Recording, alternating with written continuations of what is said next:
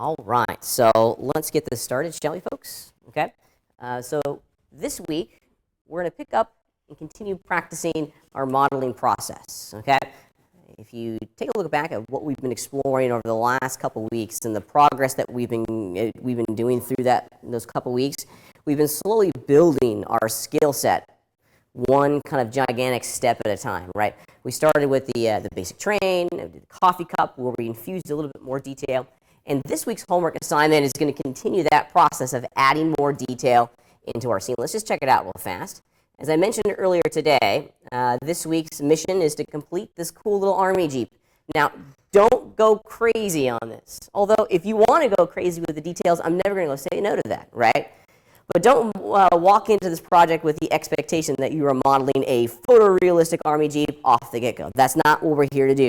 We're here to, once again, try to capture a shape, a more complex shape, right? Because if you look at the basic train, and especially the coffee cup, what basic shapes were we working in on those projects? Cylinders and rectangles, right? Some pretty basic shapes. If you look at the shapes that we are trying to capture here on our army jeep, what basic shapes are there? Yeah, there's some cylinders and some rectangles in there, some squares, absolutely. However, they're more complex squares. They're more complex cylinders. We now have a level of detail in here that needs to be achieved through the edit process. We're going to once again completely flesh out the overall shape of our model, but we're going to, I think, start to look at the edit tools and how we can use those edit tools to help us achieve what we're after. Okay. Like with almost all projects, we have to be good practitioners, and I've given you guys a bundle of reference images that we're going to use. Okay, let's just take a look at them real fast. Download them from D2L. Let's get rid of Modo just for 1 second and explore the contents of our desktop. Okay, here we go. There's our bundle of reference images. And if we explore the contents of this folder, check it out, there's a whole bunch in here. Now, these reference images are really important for us. Let's take a look at what I've given you guys. Some pictures, some good pictures actually, of what we're going to be modeling. Now, what do these reference images give us ultimately? Why do we need to focus on reference? What does it define? And specifically what? In the shapes, right? It tells us exactly what those shapes are going to be. Now, when I first started today, you probably had a vision in your mind of what an army jeep looked like, right? Well, we're not here to create your vision of an army jeep. As 3D modelers, it's our inherent responsibility to recreate reality. So we're making this army jeep, okay? And believe it or not, as I've mentioned before, this is a defined skill set out there in the real world. We're making objects from blueprints, from reference. Now, once we have that model kind of dialed in, then we can personalize it, right? Believe it or not, it's faster, more efficient, and the quality is going to skyrocket when you really put the reference as the foundation of your entire project. Okay, so it's going to tell us a lot about the geometry that we probably wouldn't understand just by looking at the blueprints. And if you keep exploring that little bundle of packages in there, you'll find the blueprints in there as well. But geometrically, there's some interesting things in here that we may not be able to understand.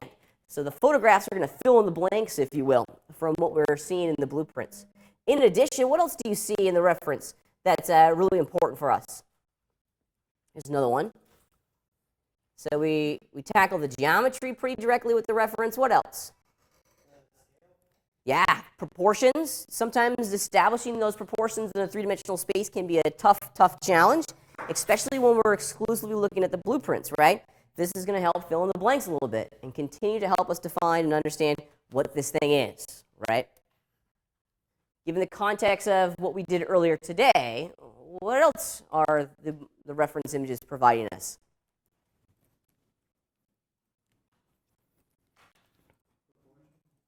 What did we just finish doing? Yeah, textures and materials. You got it, right? It tells us instantly how the light is interacting with the surfaces and kind of gives us a good target as to where we're going as far as our material setup is, right? We know what color it is. We know how the specular highlight needs to be established. We can pretty instantly tell, from just by looking at the pictures, if it's wood, metal, concrete, so on and so forth, right? It also starts to bring out a whole lot of texture details that we may forget about or are just simply absent inside of the blueprints, like logos and badges. That's a big one. Often you don't see logos and badges from the blueprint, right? We also get a good understanding of how the weathering effects should be applied and how this object looked in its environment. So it's a fantastic start in the root of every single thing that we're going to do in this class. I'm an old school 3D modeler. I fundamentally believe that if you're not modeling with reference, you are modeling wrong, okay?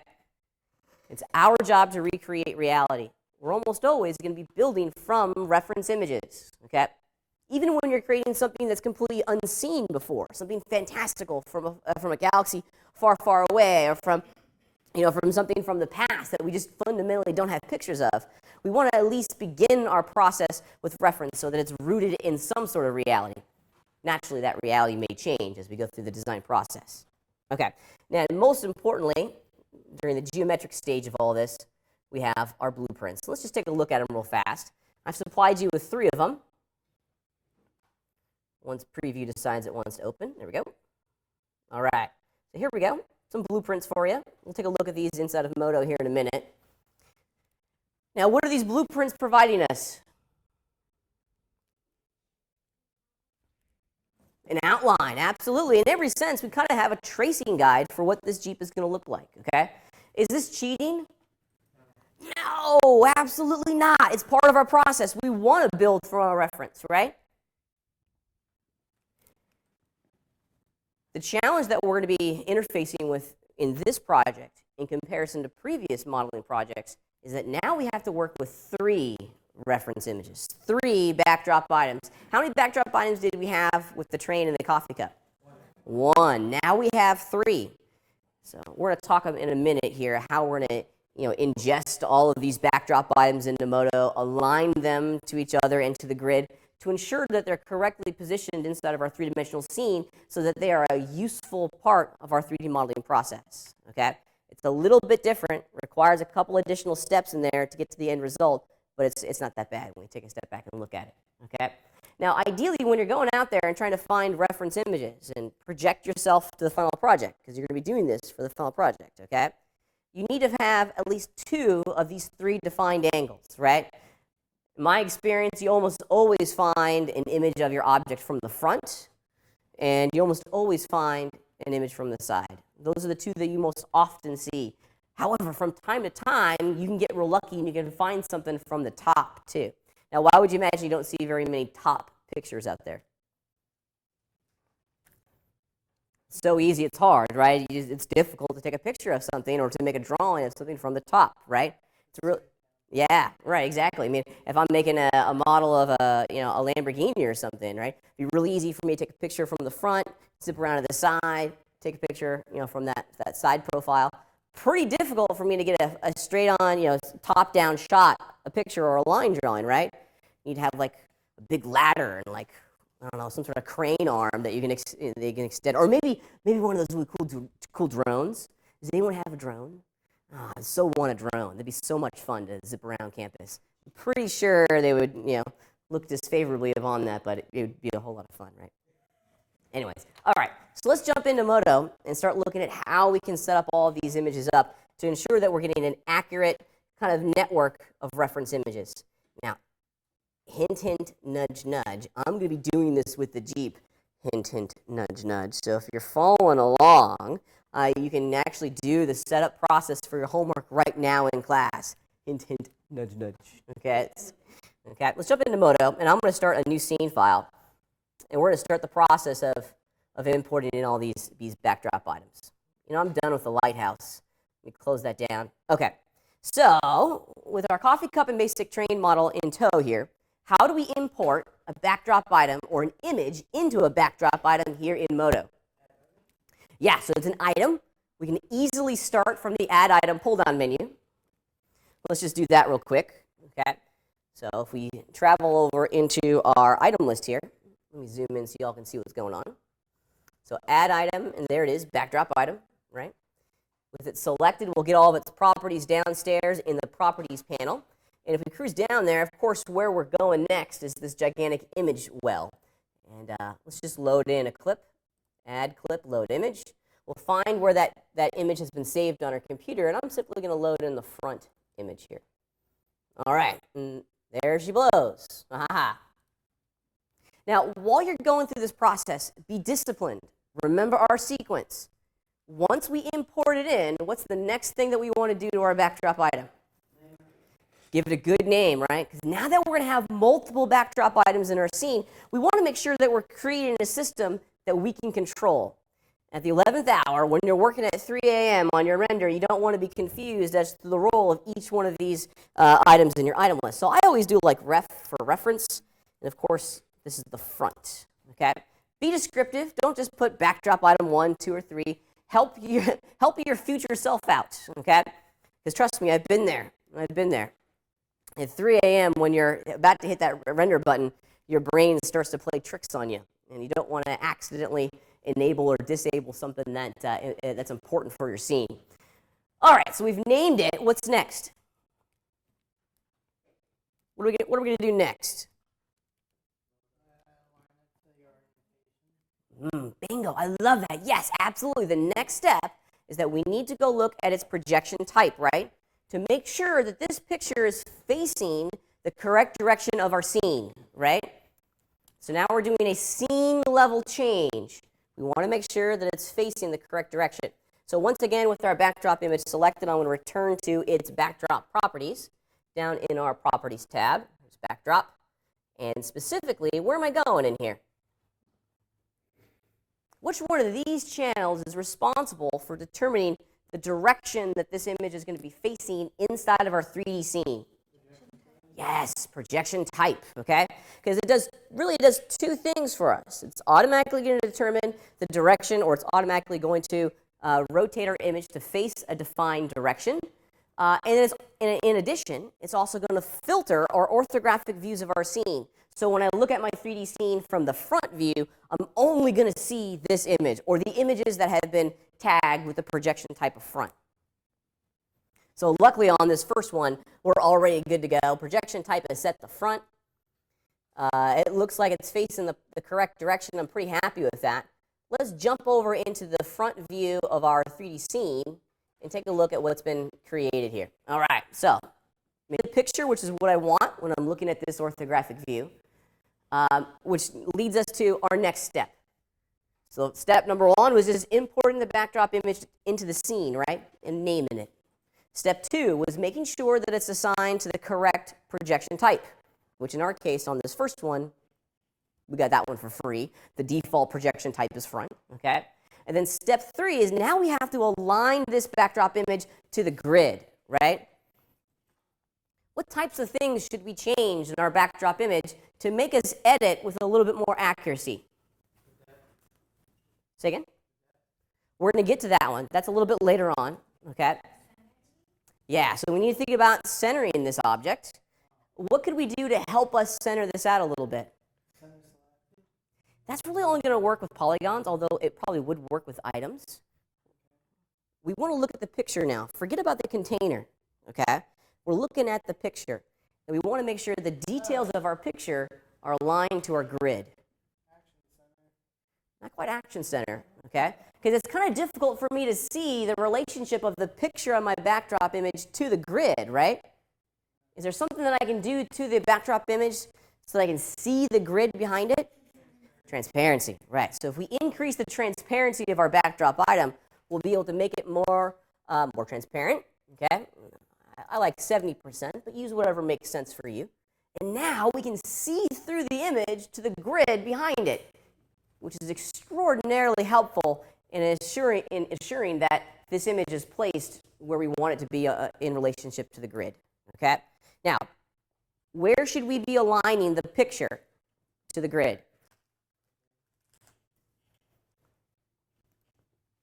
Where should we be aligning the picture to the grid? Do you want it to be like positive Y?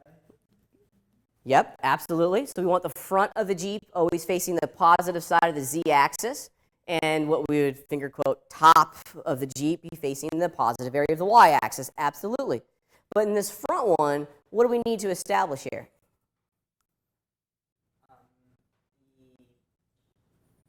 red vertical line is aligned with the y-axis. Or in our case, which is left to right, which is the x-axis. Oh. Okay, the x-axis. So we want to make sure, so we got to start looking at the picture in relationship to the grid.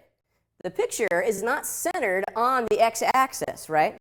This is going to be a tracing guide for us. So in every sense, the accuracy that I place, or how accurate that I place this object in relationship to the grid is going to determine how well of a job I'm going to be able to do. So I think I'm just going to fire off the move tool, zoom in pretty close, and put that red line right smack dab in the center of the x-axis. And I'm pretty happy with that. Okay. Now, when we're placing our reference images on the grid, it also makes sense to place them in a place in our three-dimensional scene that naturally makes a whole lot of sense. Okay. For me, what naturally makes sense is to model this Jeep as if it's sitting on the ground, in finger quotes, right? So what should I do to achieve that result? Not quite yet. You got it. Move it up on the y-axis so that the bottom of the wheels are sitting on the ground, if you will. Yes, sir. Well, we've put it in the middle this way, left and right along the x-axis. We can move it up and down, okay? So that it would, say again? The backdrop item? Yeah, absolutely. Whenever we create a backdrop item, it's automatically going to be placed at the origin of our scene. So I'm going to move this up a little bit so that the bottom of the wheels are just chilling right there at the middle of the y-axis. There we go. Well, I wondered about that too. So you're orienting everything off of the x-y axis, Mm-hmm. then later integrating those things into seeing that reference to. So everything that's created at the x-y axis. You got it. Everything's created at the origin, right? Because there's some tools and some sequences that we can take advantage of to give us really super accurate models. Okay, we're gonna look at one here in a minute called mirror. Because if you take a step back and look at this, is the left side of the Jeep identical to the right side of the Jeep for the most part? Yeah. So it makes sense to throw all of my energy into modeling one half and have the computer create the other half for me. Now, if I'm disciplined and I model at the origin of the scene, that function is available to me. Okay? Okay. All right, so I'm a pretty happy camper with this. I'm liking the way that we've positioned this backdrop item to the grid. Let's add in another one. Now, I'm going to show you a trick, and you're not going to like me for this because you would have said, Pat, why didn't you show me this a couple weeks ago? Because we have to learn to walk before we can run. Here on the Mac, we're all about this drag and drop interface. We like being able to go in and digitally manipulate all of our data. Let me show you a great trick with backdrop items. I'm going to go back over into my Finder application, okay, and zero in on the next backdrop item that I want to import, which is this, which is the left image, the side image, that one, okay. With Modo open and in the background, check it out. I can take that backdrop item and just left-click and drag it into my scene, bloop, and when I mouse up, check it out, it automatically creates a backdrop item for me. It puts the correct image in there. However, we still need to monkey around with the projection type a little bit. So it's a fast, easy way of getting backdrop items into the scene. Let's be good stewards of our scene, and once again, just rename this. This is ref side, and start our edit process. All right, so I've done the easy part. You guys get to do the hard part now, okay? I've imported the backdrop item in. What's the next step? You got it. So that projection type is the next step. Now, for our side image here, which projection type makes a lot of sense for us? Left or right, okay? And it's kind of arbitrary because are we looking at the left side of the Jeep or the right side of the Jeep? Luckily for us, we can know pretty easily because of the steering wheel. Which side of the Jeep are we looking at? The left side, you got it, because I can see the steering wheel bloop, right there. So let's change the projection type from front to left. Now, it disappears out of the front view, which is exactly what we want. However, when we travel over into our left view of our scene, dun, dun, dun, dun, there it is. There's our image. Okay, so what's next? We've imported, we've assigned the projection type. What's next? Yeah, now we change the transparency and begin aligning this image to the grid. I'll increase my transparency percentage to 70% and start moving this up. Now, where am I going to move this to? Yeah, the center of that y-axis. Because if you remember, earlier when I was working with the front image, I put the bottom of the wheels at the center of the y-axis, so I'm going to do the same here. Now, really, this is all the edit that we can do from the side image at this stage, right? Things are looking good, though. Let's add in that last one and start getting ready for the next major step in here. So what about we can't align to the Oh, oops. x-axis? Well, in this side image, in the left view, we don't get access to the x-axis, right? We're only seeing the y and the z. Now, I forgot something, and I apologize, and this is actually something pretty big. There's one final thing that we need to do on this side image. What is it? Flip it, right? Because which direction is the front of the Jeep facing inside of our scene? In which direction on the Z? Well, that's where we want it to go. How is it currently facing? Yeah, it's facing the wrong way, and the compass tells us so, right? Really utilize that compass. It's a big time saver. Currently, the picture is facing that way, right, inside of our scene. However, our compass down over here is telling us that positive Z is facing the opposite direction. So simply put, what do we need to do? You got it. It really is. It really is that easy. Just hit and flip, flip. Will get us where we want us to go.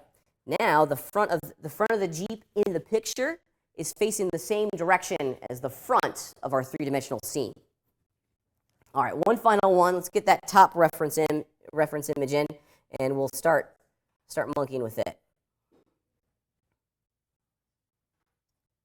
Okay.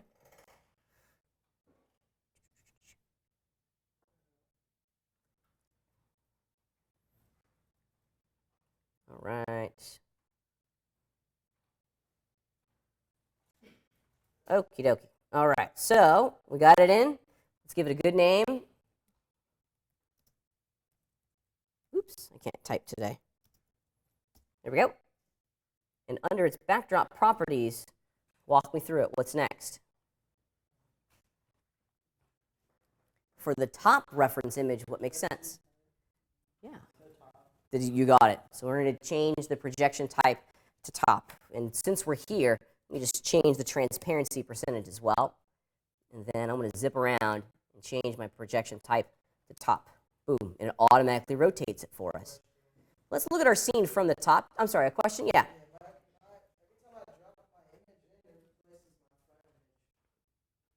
Okay.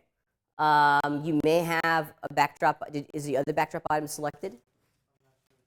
Yeah. Is one of those other backdrop items currently selected in your item list? Okay. Well, let's just delete it. There we go. And cool. Good.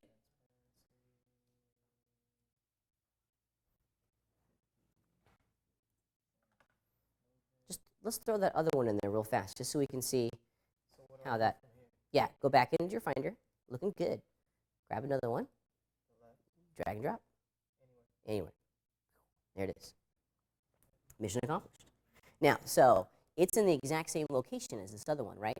Change its projection type real fast. So, How do I know this is that one? well, a good name would help, and we can kind of see an orange border around it, and we can see the picture there. Yep, there we go. It knows when its master's around. Yeah, it drives me absolutely crazy when stuff like that happens, right? Computers are just weird, fickle little machines. Okay, let's look at our scene from the top here, because we have a little bit of a problem on our hands, okay? I've imported the backdrop item in. I've assigned it to appear in the top view of our three-dimensional scene. However, what's my big issue? It's facing the wrong way, right? We'll deal with the centered bit in a minute, but fundamentally, it's facing the wrong way. If you look at what the computer has done, And this has everything to do with the orientation of the picture, not the backdrop item. If you look at what's going on, the front of our Jeep is currently facing this way inside of our three-dimensional scene, right? If you examine the contents of my compass in the lower left-hand corner of the viewport, what's my problem? Yeah, right now, my Jeep is facing the negative x, okay? Which direction do we want the front of our Jeep facing? You got it, I heard it, positive z, okay? So, solution, how do we fix it? Yeah, so the knee-jerk reaction is, well, let's just flip it. What happens when we flip it? Yeah, it still continues to flip it along the x-axis. In this situation, what should we do? Actually rotate it, okay? Usually the top image is the one out of the three that you'll have to go in and physically rotate to align to the correct direction of each one of our axes. And I'm just going to rotate it 90 degrees along the y-axis. And life is good. Mission accomplished. Okay? While we're here and looking at it, let's go in and center this thing real fast along the x-axis and continue our day. All right. Looking pretty good. I'm pretty pleased with this. Rock and roll. Okay? I got all three of them in. Let's examine what our scene looks like from the perspective view. Yoink. There it is. So this is what we should have at the moment, or something very similar to this.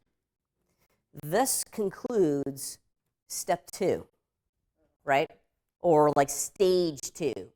Stage 1 would be getting them all in. Stage 2 would be aligning them to the grid, all three of them. Now stage 3, this is the tricky one and the new bit for us, is now we have to align them to each other, right? Ultimately, what I'm after here is that I want to be able to go draw like the wheel in the side view and then have it show up in the correct location when I'm looking at my scene from the front, okay? So now I need to start getting all of these images working together as a unit so that I can very quickly flesh out the proportions of my model. Now, in this process, you have to make some decisions, okay? Some big decisions as to which one of these is going to be your master image. Let me get my camera out of here. Okay, so we get the front, the side, and the top backdrop item. One of these has to turn into your master image, okay? We have to align one of these to the grid and then lock it down, okay? We have to have a point of comparison between all three of them. If all three of them are always moving, if we're editing the location of all three of them, we're going to find ourselves in a never-ending edit loop, okay? And we'll never get it accurate, and we'll never get it done. So one of them has to be locked down, the master, okay? For me, and I think it's just kind of out of habit, I always say that the front is going to be my master image, okay? So I'm going to triple check. I'm going to look at my front backdrop item. Let me zoom out some. Let's just triple check it. Look at my scene from the front. Make sure everything's dialed, looking perfect. Yep, I'm real happy with its location left and right along the x-axis. I like where I've placed it in reference to the y, so when I model the wheels, they'll just be sitting on the ground. That's good. I like that. So now, in my mind, I'm locking that one down. I'm no longer going to touch this one. I'm done editing this image. Now what we need to do is start aligning the other two backdrop images to the front, okay? So I'm going to align the side image to the front and then the top image to the front image, okay? Everything gets aligned to the master. To do this, we're going to have to create some geometry to help us define the location of certain pictorial features of the image in both photographs, okay? So I want you to look at your reference images real fast. Look at the picture now. Just look at the picture. What can you see in the front picture that is very easily noticeable in the side picture? So the wheels are a good one. They're a big feature. They're very noticeable. And specifically, what part of the wheel can we easily see in both? Huh? What part of the tire? So the axle is an interesting one, okay? I would say probably a more noticeable feature are the tops and the bottoms, right? Specifically, if we zoom in on the wheel here, I mean, check it out. I can very easily see the top of the wheel there, and I can very easily see the bottom of the wheel at the bottom of the image, right? If I zip over to my left view, there we go. Here's the front one. Here's that exact same information. There's the top of the wheel, whoop, whoop, whoop, okay? And there's the bottom of the wheel down over here, okay? I can see them in both. It's a very noticeable feature. All right, let's start our process. I'm going to return to the front, and I'm going to select my mesh item because we're going to create some geometry in here, maybe a rectangle or two that will ultimately define the locations of the top and the bottom of the wheel. Okay, so let's just do it real quick. I want to draw a rectangle, and internally, what I'm saying here to my brain is that I'm saying this bottom edge. Okay, and let's get it real accurately, right in there. The location of that selected edge, of that bottom edge, represents the top of the wheel.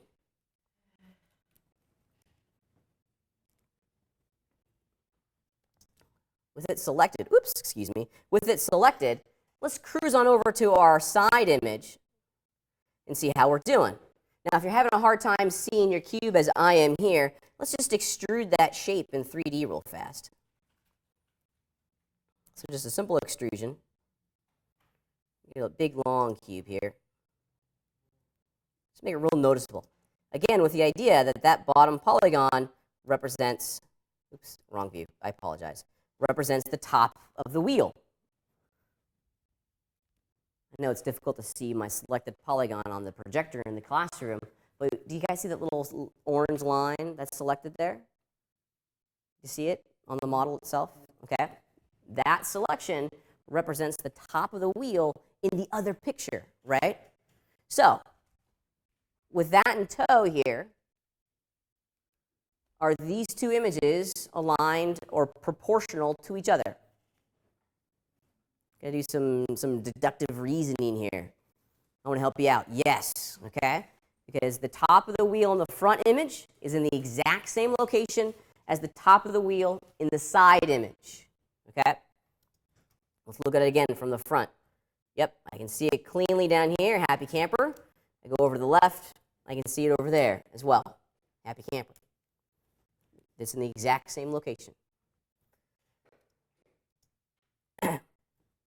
When you're picking these features, I want you to look very closely at the model itself, at the reference images themselves, because we have some challenges when working with blueprints. We're not machines here. We're not monkeys hitting buttons. We're artists, and we need to use a thing between our ears, which is our brain, and our eyes. Look at the picture here for a second. This is going to throw some folks off. The artist of this blueprint did a really great job of establishing the center of the wheel, right? Visually, you can see it with these two lovely reference lines. There's one going that way. There's another one going this way. Okay, so on and so forth, right? Get those two reference lines in there. What do you think those reference lines are ultimately trying to establish? Yeah, the center point of the axle, right? Because the wheel, the tire, the wheel, and the axle are all going to be centered to each other, right? Otherwise, you'd have a wobbly wheel. that would not be good, okay? However, so that's the intent of those two lines. Look at what's actually been drawn, though.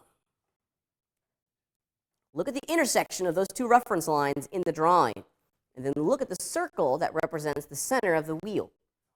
It's off. It's big time off, right? It's humongously off. Look how far away from the center that intersection point is in the drawing itself. I mean, look at it.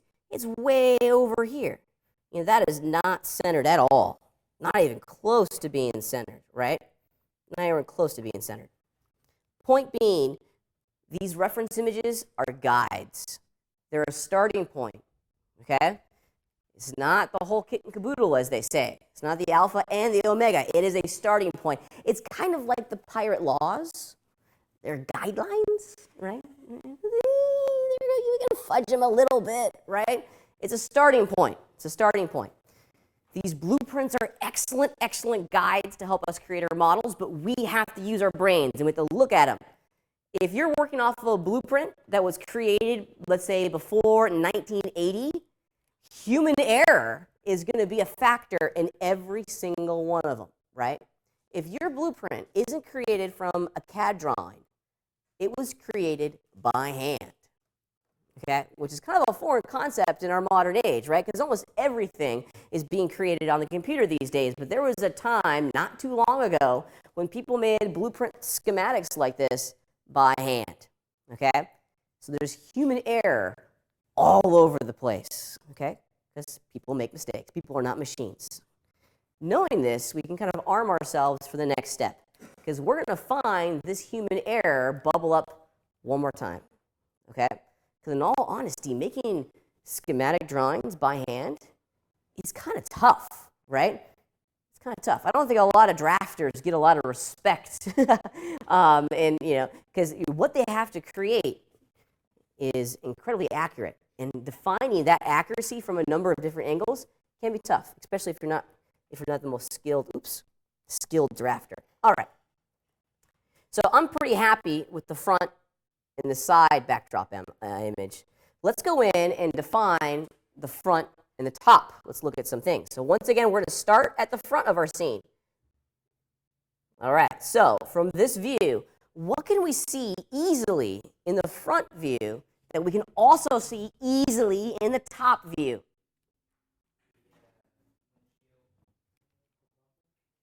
So the windshield is a good one. I like the windshield, but I'm going to put in some caution on that one. Why is the windshield maybe not the best thing to align stuff to? Yeah, it's at an angle, right? If you look at the windshield from the side, that windshield is tipped back, right?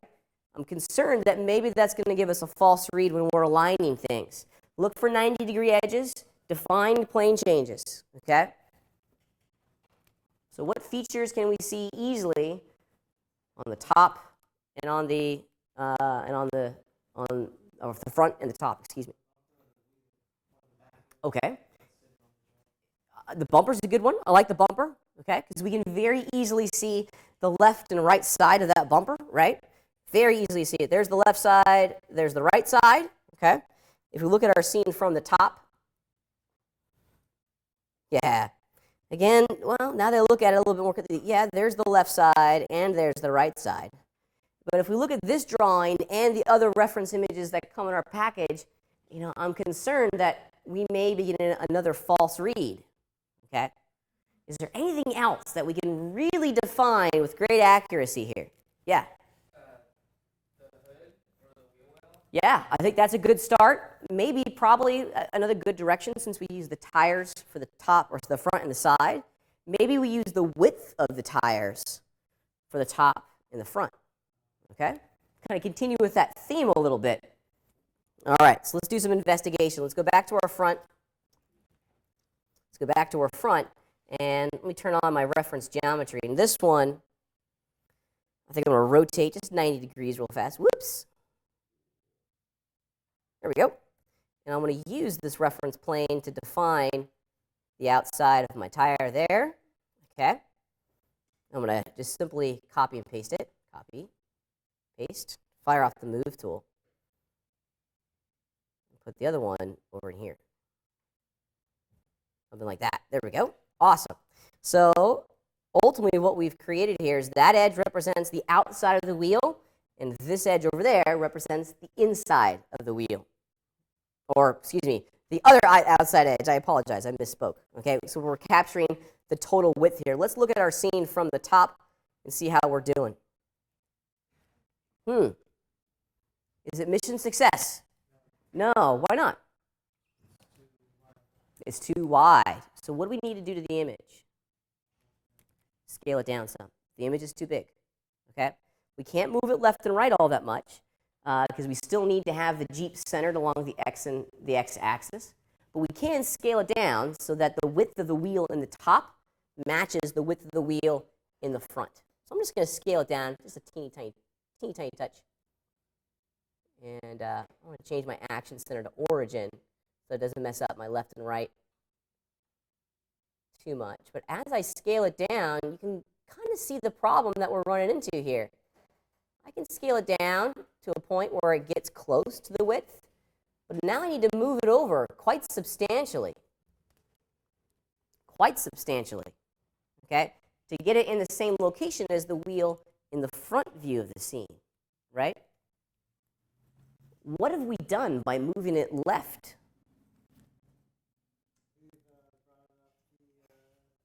Yeah, and we've uncentered that reference image, right?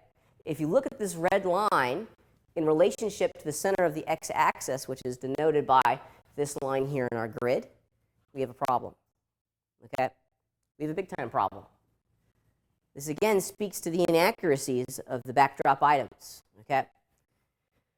So, solutions here. We got to pick and choose. We have to start defining which one of these we're really going to pay the most attention to, okay? Which one of the three is kind of our fudge one? Let's look at all three and make some hard decisions here. Since the top one is not drawn correctly, we have to make some decisions, okay? Did you have a question? Yeah. How do you make are the reference geometries that intersecting the? I don't follow. For why it's transparent. Why is transparent? So, yeah. So if you don't see your backdrop item and your geometry at the same time, put your cursor in the OpenGL viewport, hit the O key, which will bring open your backdrop properties, and specifically where we're going can be found under the drawing and control section of our viewport properties. And there's two things that we need to make sure are enabled. First and foremost, at the top here, overlay drawing. And then if we go all the way down, kind of the midway point, into the background imagery category, we have overlay. So we have to turn on two things. Overlay drawing at the top, then overlay in the background imagery section. All right, rock and roll. Okay, so back to our problem here. We have to make some decisions. We have to make two of the three, one of our images isn't perfectly drawn. There's some inaccuracies here, and the artist has not scaled his drawings correctly. Okay, so which one should be kind of a general reference? Because we're never going to be able to scale and move this thing correctly. Say again? The top. So AJ is saying the top one could be kind of our fudge one, just there to kind of help us understand, some of the features and help us model, which is not a bad start, right? Look at the images, though. Which two gives us the most information about the Jeep? The side, and which other one? The top. Because what do we really only see in the front? Yeah, kind of the height of some of this stuff, but we can establish the height of the body of the Jeep from the side image quite easily. We can establish the width of the Jeep from the top. We really only get some front details, like the grille pattern and some other things in there, in the front image. So that's probably the least valuable inside the modeling sequence to me. So what I'm going to do instead is really make sure that the top image and the side image are dialed and perfect. In the front one, if we're off on the front, that's okay. Point being, we need to have two of the three absolutely perfect. If we can get all three to work, that'd be good too. But there will be times, and this Jeep is a good example of this, when it's just not possible. Okay, because human error has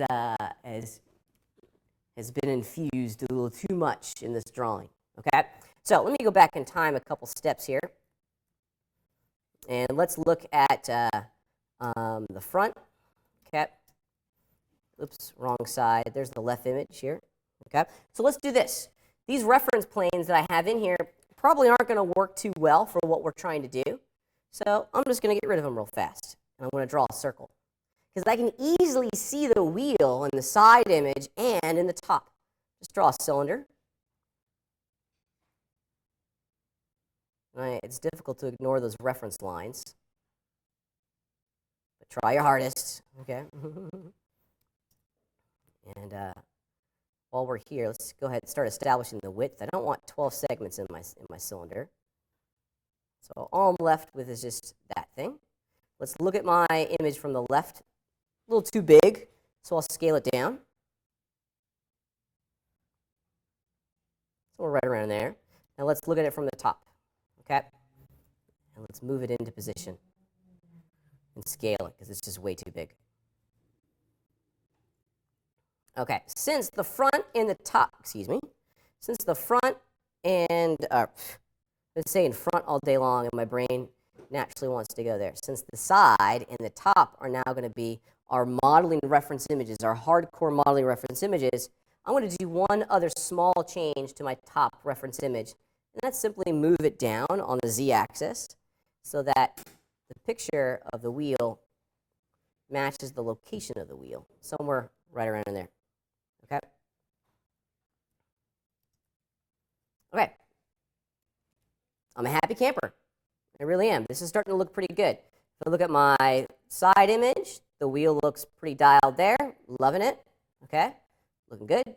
Look at it from the top. It's in the same location. Now I have a system that I can use to model this Jeep quickly. Yeah, go ahead. So the overlay drawing thing is a pretty neat feature. Just make sure your cursor is in the viewport and hit the O key to bring open your viewport properties. And then specifically, we need to make sure we're in the Drawing and Control tab. There's two things that we need to have turned on. First, overlay drawing up here at the top. And then down kind of around the midpoint of this form, oops, I passed it. We have a background imagery section. We need to make sure that overlay is turned on. All right. Okay. Other questions before we continue on? Rock and roll. So now that we have the wheel pretty much established, or the spatial relationships of the wheel and the grid, let's start going through our process. Let's just generally try to describe the shape with some simple primitive shapes, okay? I'm going to use the rectangle tool and just try to understand and get a good solid view of what this thing is going to look like.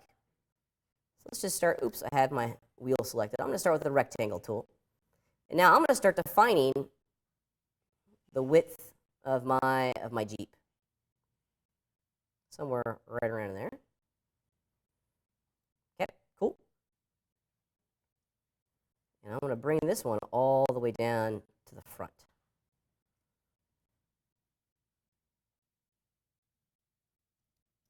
Let's look at it from, looking good. Let's look at it from the left. Start making some decisions here on the height of some of this. Now, the height of our Jeep is going to change as it goes down along the body. If you continue to examine the form here, we have some structural changes that we'll have to make, and we'll get to that next. But ultimately, what I've done in this one simple step here is define the overall proportions of my Jeep. There it is, okay? Challenge, though, big challenge. I can't see my model, right? Is it easy for you guys to see my Jeep in there, my block and my cylinder? No, it's darn near impossible to see that part of my model. Yeah, go ahead, question. Hit A. Boom. Yep. You just zoomed out too far, probably, or maybe zoomed in too far. Okay. So here's something that I like to do, because whenever I jump into the perspective view of my 3D scene, I want to see my model. I don't want to see those backdrop images. They kind of get in the way, in all honesty. Really, we only want to use those backdrop images, and I need you to hear me on this. Really, we only want to use those backdrop images in the orthographic views, when we're looking at our objects from the front, top, and side. In perspective, those backdrop images are going to give you a false read, okay? Because it really is a perspective environment where the lines are going to start to bow towards the vantage point at the horizon line, okay? So we want to clear out the origin from all of our, clear out the origin of our backdrop images and just see the model. So we're going to move them around a little bit. Let's start with the front one. I'm going to zip over to look at my scene from the front. There we go. Boom, there it is. And let's select that backdrop item and start working. Now, I know what you're probably thinking. You're probably thinking, Pat, why in the world are we going to now move these backdrop items? We spent so much time and energy aligning them to the grid and to each other. Why do you want me to change it now? Well, luckily for us, there's one axis that we can edit this backdrop item along and not have to worry about messing up its alignment with the other ones, right? And here's the trick. Here's where we can go to find all this info out. Zip down over into your compass. Okay, take a look at your compass for a second, if you're in the front view. Which axes are we editing this backdrop image along in the front view? X and Y. So by a process of elimination, which one are we not? Z, right? Yeah. The axis that is absent from the compass is the axes that we get to move this image along and not have to worry about messing up its alignment with the other stuff. So I'm going to go back to my perspective view, and I'm going to translate. Okay, I'm going to translate my front image along the z-axis. Fire off the move tool, and I'm going to push it way back over here. I usually clear out the origin. I put all my backdrop images as far away from the scene, at the center of the scene as I can, right? If I go back into the front view, look, everything's still dialed. There's my wheel. The rectangle is still in the exact same space in relationship to the picture, okay? Okay, let's continue this process. Let's look at our scene from the side. The compass gives us the secret, okay? Which axes can I move my side image and not have to wonder if I'm messing it up? The X, it's the one that's absent in this view. Let's just do it real quick.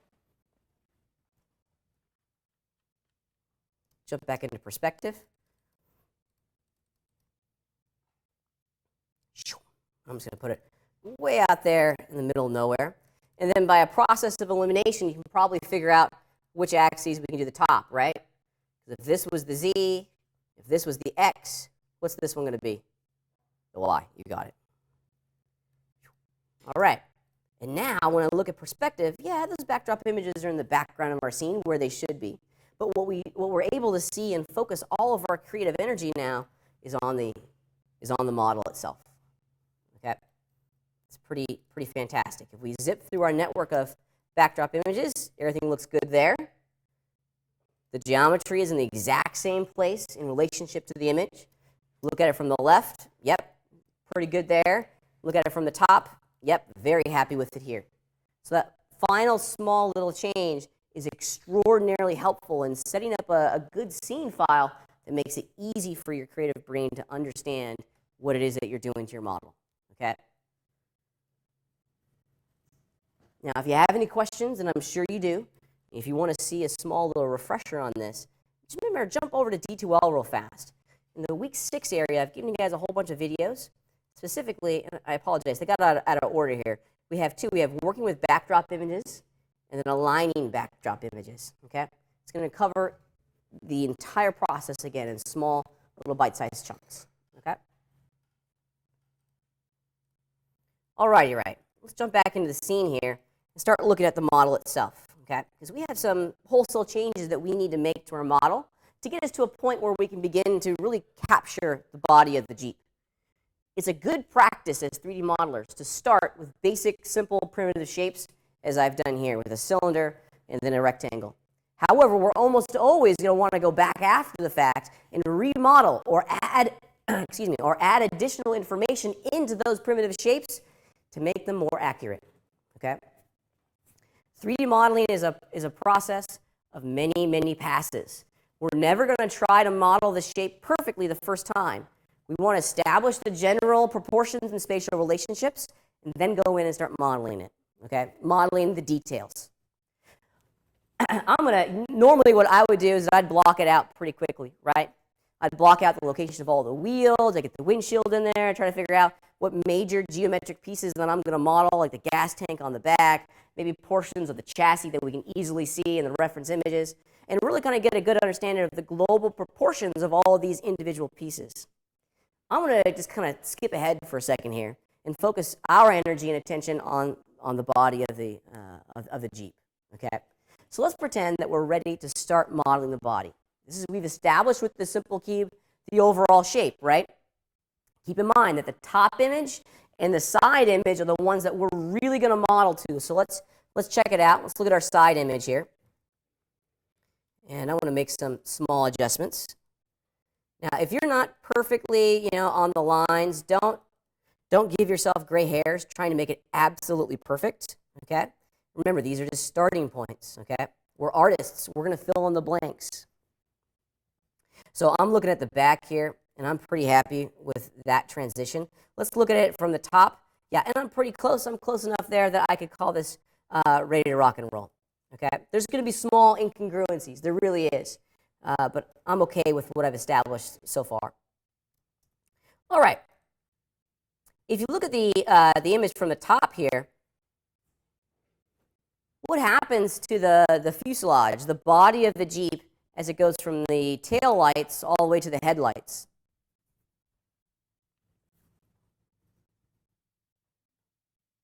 Look at the image.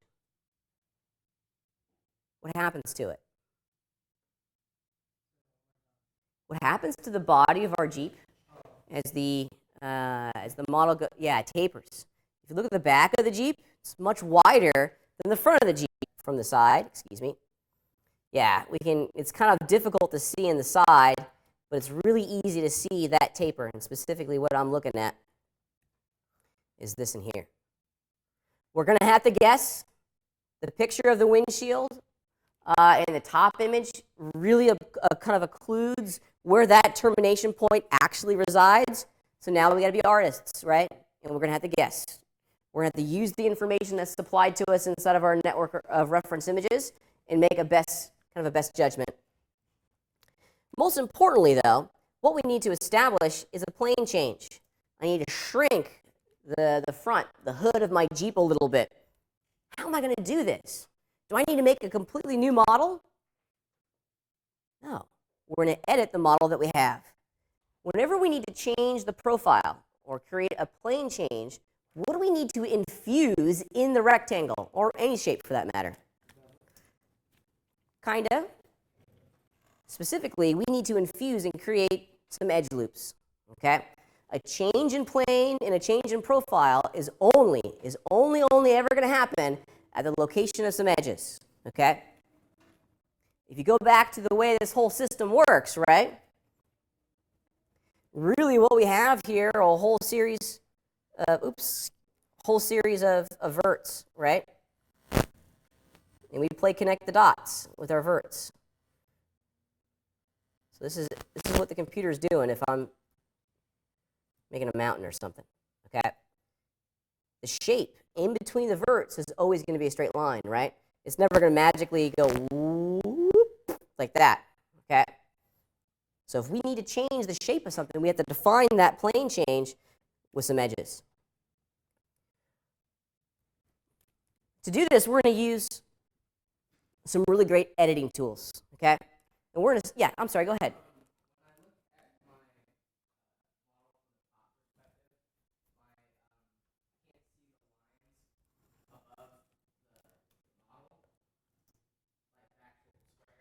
Yeah, so we got to do that overlay feature, right? Yeah. So help them out. How do we do that overlay function? Where do we find those properties? Yeah, so cursor in the viewport, hit the O key, and we can find it under drawing and control. Overlay drawing up here at the top. And then we also have to have this one down here kind of at the midpoint in the form also enabled. Rock and roll.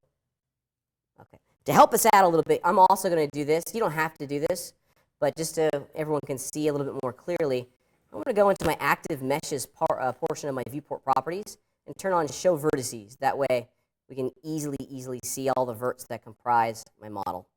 I'm going to get rid of my wheel. All right, there we go. So I need to start editing this existing shape. The guys and gals down at the Foundry have done us a real solid, and they've given us some great edit tools. If you go into your toolbar, specifically we're going into the Mesh Edit category of tools, and I want to start off the day by talking about Slice. Slice is awesome. I love the Slice tool. It's one that I think often gets a little bit overlooked, but it's kind of like the bevel tool in that it's a super tool. We can use it in a lot of really neat creative applications, okay? The Slice tool, simply, is a laser beam, okay? And it's going to slice and add edges wherever that laser beam lives, okay? So it's a powerful tool, but if we're not controlling it correctly, it can damage our model pretty quickly. Let me show you what I'm talking about. I'm going to demonstrate the function of it. The keyboard shortcut, C, and let's just do it. Fire off the slice tool, and when I left click and drag, I get this plane in here, okay? That plane is our laser beam. And as I rotate around the scene, you can see that it's an infinite plane. Wherever I put these two blue handles determines the angle of the slice. It's always going to be in a straight line, and we want it to be in a straight line, okay? Now, at times, I find working with the slice tool in the perspective view kind of challenging, okay? So here's how I like to work with the slice tool. I'm going to go back in time a step and look at my model from the left. And to make it easy for you guys to see, I'll just turn off my backdrop images, okay? Now, from this view, the slice tool just gives us a purple line, and it's much easier to see and understand exactly what the slice tool is doing from the side. Because wherever that purple line is, that's where the laser beam slicing our mesh, okay? If you wanted to slice a perfectly straight line, check this out. Run the slice tool, but hold the control key before you click. And that's going to constrain it to a perfectly horizontal line, or, and let's see if I can do this with my little pen here. There we go, a perfectly vertical line. So you can kind of control it a little bit by holding down that control key. While the tool is still live, I can click on that purple line and continue editing its location. Yeah. Do you have your snap engine on? Yeah, that's why. Okay, so as I mentioned before, the slice tool is pretty neat because it allows us to very quickly go in and add edge loops to our geometry. It's going to slice everything inside of our scene, and let me show you one of the pitfalls. Okay, I want to add in just a unit primitive cube. Okay, just as a demonstration here. Check it out. If I'm not careful, the slice tool, let's say I want to add something in here, but if I'm not careful, the slice tool is going to go through everything, okay? So we really have to be mindful of where we're slicing, because I've inadvertently sliced down here, which is what I wanted, but I also sliced the cube up here, which is what I didn't want, okay? Can anyone imagine how we can filter and slice precisely what we want to slice?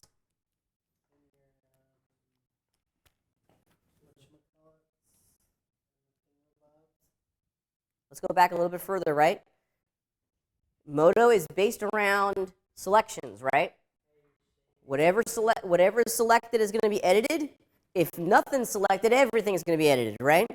So if I want to slice just the big rectangle, what should I do? Yeah, select it. You got it. So if I select my big rectangle first, and now run the slice tool, check it out.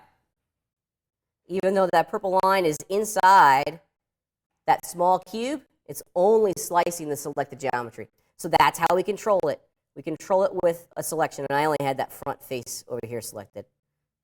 There we go. Let's do it again. There we go. There it is.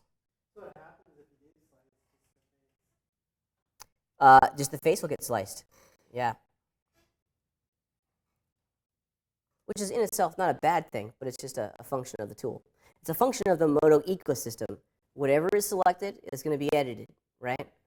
If nothing's selected, everything's going to be edited. Okay, now there's one landmine that I want you guys to see, and I'm going to go back in time, get rid of this little cube here. This is a landmine, and this is something that you should be aware of, especially when you're working over in the design lab, because folks go over in the design lab, and you know it's an open lab, right? You know, one of our graphic design students could cruise over there and just start poking around, having no idea what they're doing, and break things pretty quickly, and then not know how to reset our tools. So it's important to understand some of the functions of the slice tool that can get you in trouble, okay? There's a function of the slice tool that's pretty neat. It's specifically designed for the 3D printing workflow. Let's look at it real fast. I'll fire off the slice tool, and specifically, the one that we need to really kind of pay attention to is this split function, the split option. If split is on, cap sections should automatically become a default. Check out what happens. It's actually kind of neat. Once again, we're going to slice, okay? However, What's actually happened here is that the computer's gone in and it's made two discontiguous polygonal shapes. Okay? It's actually sliced that thing in half and then filled the opening with a polygon, which is cool. If that's on, your slice tool is going to give you fits. Okay? In addition, this gap thing is pretty neat because it will automatically go in and define a gap for you, which is pretty neat. You can go make that gap bigger, which is awesome as well. Generally speaking, keep that feature of the slice tool off.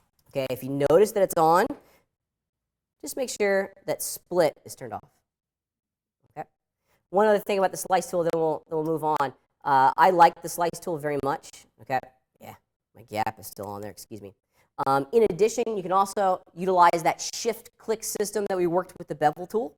If I wanted to slice some things pretty quickly and hold down the shift key and the control key simultaneously to fire off another vertically constrained slice, I'm just holding down shift now. You slice that way, slice that way. So that's, Yeah, is that making a whole bunch of polygons? it is. That's what it's And that's fine. That's fine. We're actually slicing through the mesh, and we're creating what are called edge loops, which is always desirable. We have poly loops and we have edge loops, right? Define for me real quickly what a loop is.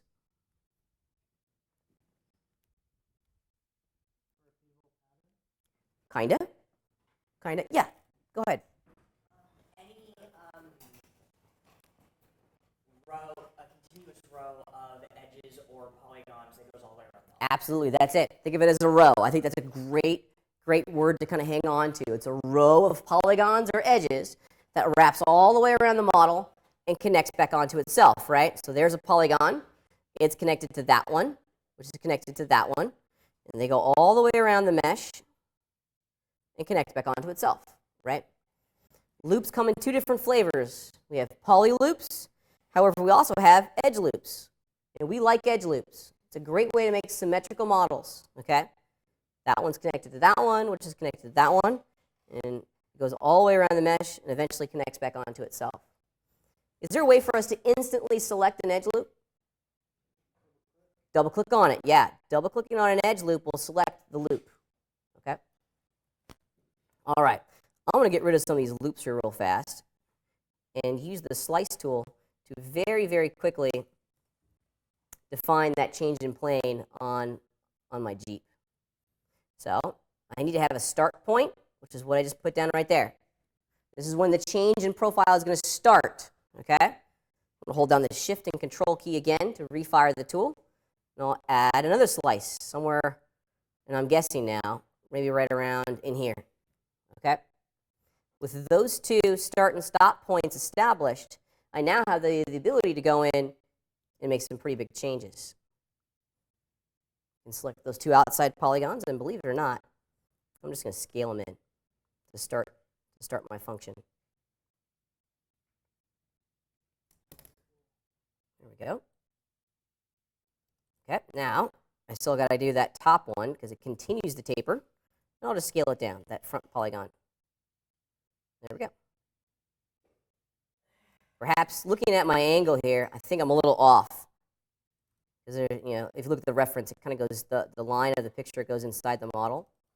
So maybe I need to scale that one down a little bit, capture that plane change a little bit more accurately.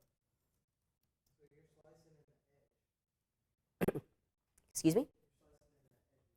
Yeah, absolutely. Because the slice tool is going to add more edges to our rectangle. Okay? All of the edit tools are going to add geometry. We're going to add edge loops, which is what we're after. Now let's go back to the rear of our Jeep for a second here and look at how we can very quickly capture a challenging piece of the structure here. Okay? Because if you look at it, we have a pretty intense plane change. There's a curve here. Woo, okay? Straight line. Then we got a really intense curve right around here with a straight line. Here's the back of the Jeep. Then we have the opening for the wheel well, which is a big soft arc. Then we have the floorboard of our Jeep going down that way. How in the world are we going to capture these really intense changes in planes, right?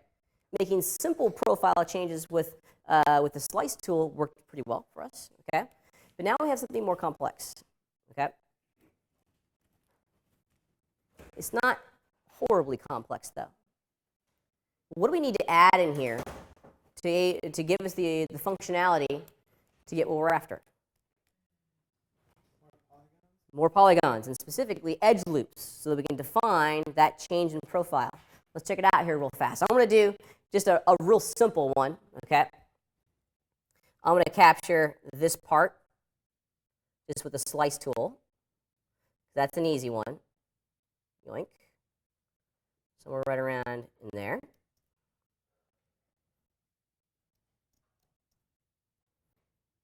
And yeah, actually, I'm going to hit undo for a second, because I don't think, here, we'll just do it from the side. Yeah, because looks like my reference is not perfectly dialed in here, because those two should be up here, thereabouts.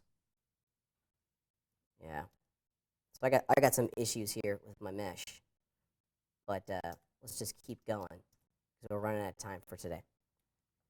Okay. All right, so let's just very quickly define this with the slice tool. There's a start of one curve. We'll do the same thing over here. But I'm going to be real careful. I'm going to try to put it right here. I want to make sure that the edge that I'm adding doesn't cross that edge right there. So I want to be able to define that one separately. Okay? It's all about making start and stop points. There we go. So we're right around in there. Yeah, go ahead.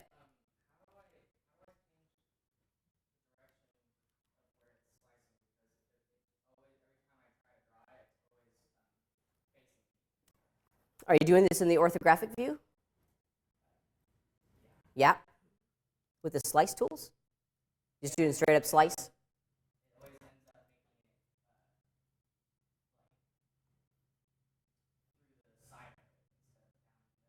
Okay. Are you holding down the control key while you drag? That may be part of your problem. Okay. I'm just going to go, I'm running out of time here, and I want to show you loop slice, okay? Because this is actually kind of cool. And I would do the exact same thing for this curve here and for the wheel well in the back, okay? Check it out. All right. So I'm going to go in, and I'm going to run a different slice tool called loop slice. And loop slice is pretty great, because it's going to take a loop of polygons, and it's going to slice it for me automatically. Because I want to infuse a whole bunch of edge loops in this section to start to define this area of my mesh. Okay, so with these polygons selected, I'm going to run loop slice, which is in the mesh edit category of tools. It's Alt-C on your keyboard, and let's click to apply the tool. Okay, now loop slice is going to do a couple different things based on its mode. First and foremost, the uniform mode is evenly going to space out all of the loops, or all of the edges that are defined by that number. So we're infusing 5 new edge loops into the polygon, and we're uniformly distributing them across the polygon, right? Evenly spaced. Now, if I change my mode to free, now I'm in control, and this little piece of interface comes to the surface. I can left-click and drag on these little triangles and interactively place these loops where I want to go. So I get a lot of control, okay? We'll look at the last mode of symmetry here in a minute, but I think I'm just going to leave it at uniform with a count of 5. Now I can go in, now that I have geometry in here, I can go in and please note I'm using my middle mouse button now. I'm going to grab those edges on the top. I'm going to start moving them down to reference.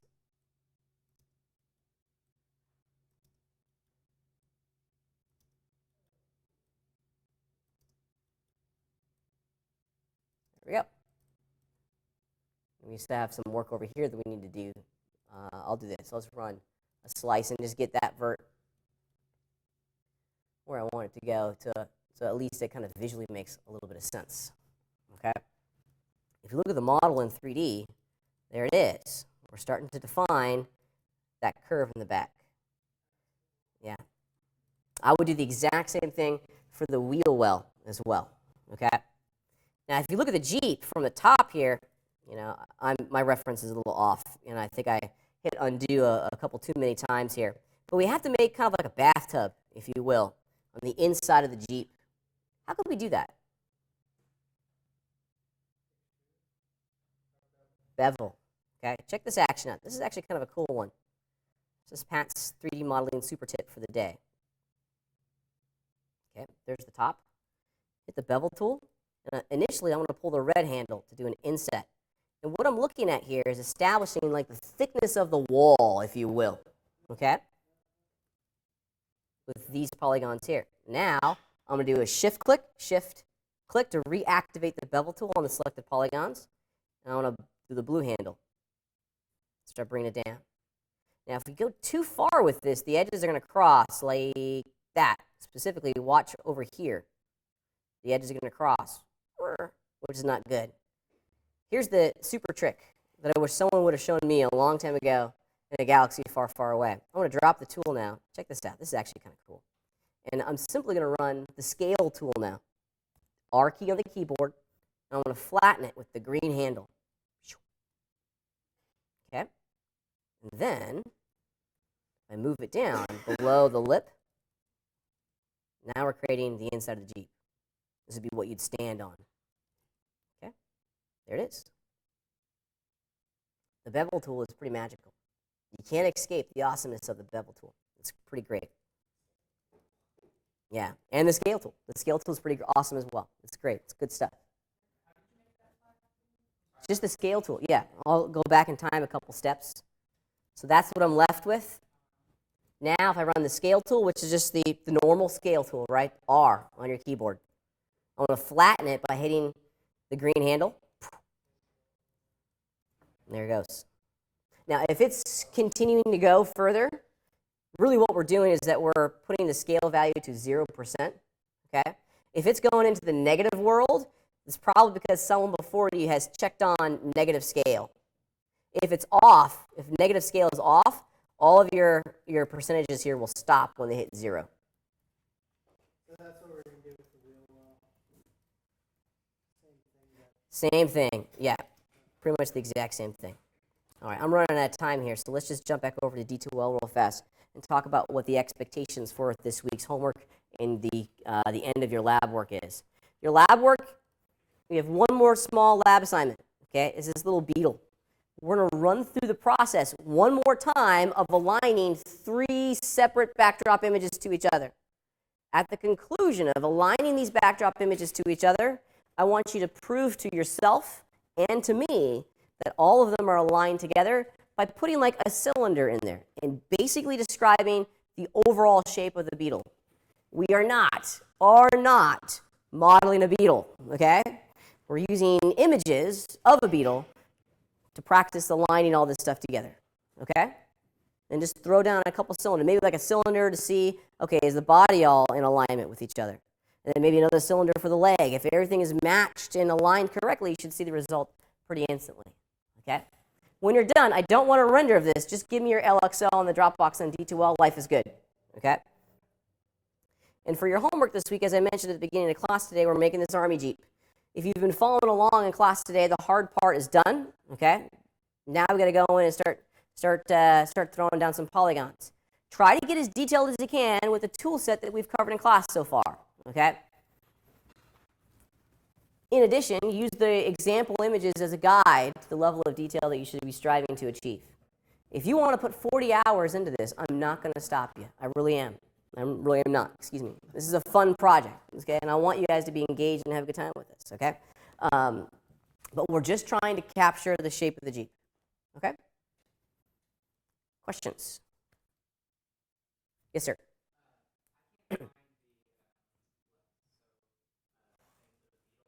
Okay. Well, there's not an LXO file, right? I've just given you the images. Yeah, I've just given you the images. And you need to align all 3 of those backdrop items like we did with the Jeep at the beginning of class today, so that if you were to model the beetle, the project would be ready to go. All right? Other questions? Good luck. May the force be with you. I'll see you guys next week.